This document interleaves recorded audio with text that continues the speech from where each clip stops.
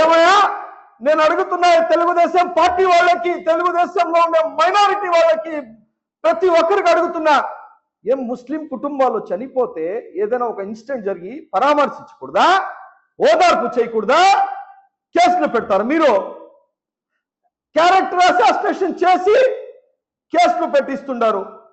పదే పదే నోటీసులు పంపించి ఇబ్బంది పెట్టే పరిస్థితి. అంటే ఏ ముస్లిం పేద కుటుంబానికి, ఏ ముస్లిం సోదరులకి ఇబ్బంది వస్తే మా నాయకులు పరామర్శించకూడదు.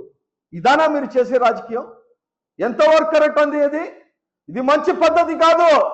మేడం ఎమ్మెల్యే,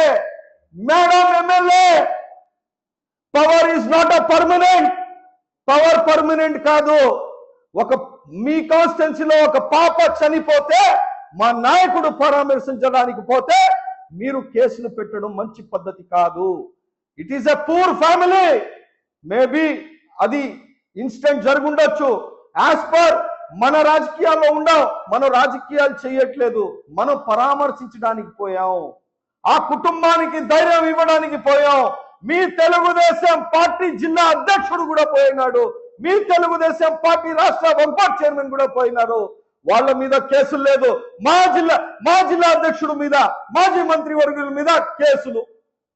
ఇది కరెక్టా? ఇది మంచి పద్ధతి కాదమ్మా.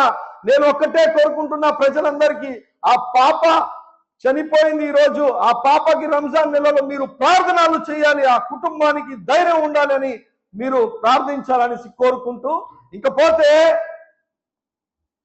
మైనారిటీ ఇంట్లో పోతే ముస్లింల గురించి ఠకా అని చెప్పేస్తున్నారు కదా, కేసులు పెట్టేస్తున్నారు కదా. దుల్హన్ పథకం ఇచ్చారా మీరు? దుల్హన్ పథకం ఇచ్చారా?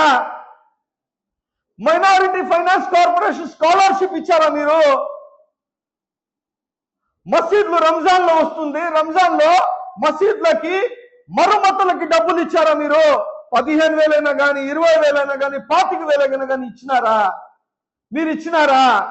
మసీద్ల మరమ్మతులకి రంజాన్ తో సరే, అది ఓకే. రంజాన్ తోఫా ఇచ్చినారా? 2 సంవత్సరాలు అయింది, గత ప్రభుత్వంలో రంజాన్ ఇచ్చినారా? మీరు ఇచ్చారా? మీరు రంజాన్ తోఫా ఇయ్యని పరిస్థితి మీది, దిగజారిన ప్రభుత్వం మీది. అబద్ధాలు చెప్పే ఏదైనా పార్టీ రాష్ట్రంలో ఉందంటే అది తెలుగుదేశం పార్టీ తప్ప వేరే ఏ ఒక్కటి కాదు అని చెప్పదలుచుకుంటున్నా. ఈరోజు మీకు అంత ఈర్షన?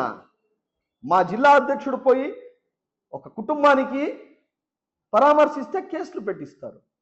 ఇది మంచి పద్ధతి కాదు.